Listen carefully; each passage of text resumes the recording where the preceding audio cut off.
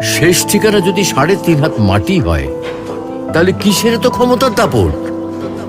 ভোর 5টায় মৃত্যু, সকাল 6টায় জানিয়ে দেওয়া হবে মাইকে, 8টায় শেষ গোসল করানো হবে, 9টায় তোমাকে নতুন কাপড়ে সাজানো হবে, জোহরের নামাজের পরে তোমার আলিশান বাড়ি থেকে বের করে নিয়ে যাওয়া হবে, 2টায় তোমার জানাজার নামাজ পড়ানো হবে, 2:30টায় তোমাকে কবরে নামিয়ে ফেলা হবে।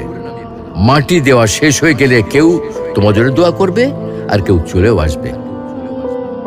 এই তো জীবনের শেষ আয়োজন। তো কিসের তো অহংকার, কিসের তো ক্ষমতার দাপট? হ্যাঁ, ক্ষমতা কারোর জন্য চিরস্থায়ী নয়। অন্যায়ভাবে কাউকে ঠকালে একদিন ঠিক নিজেকেও ঠকতে হবে, এটাই নিয়ম। হ্যাঁ, এটাই নিয়ম। ভোরের সূর্যোদয়ের আলোতে যে পৃথিবী আলোকিত হয়, সন্ধ্যার সূর্যাস্তে তা আবার হারিয়ে যেত দেখি। অসত্য দিয়ে সত্যকে কখনো ঢেকে রাখা যায় না। প্রকৃতি বড়ই নির্মম। কবে, কখন, কোথায় কার উপর আঘাত হানে তা একমাত্র উপরওয়ালাই ভালো বলতে পারেন। অহংকার আর দাম্ভিকতা পতনের লক্ষণ, তাই অহংকারী না হয়ে সহনশীল হন। ক্ষণস্থায়ী এই দুনিয়ায় কেউ চিরস্থায়ী নয়।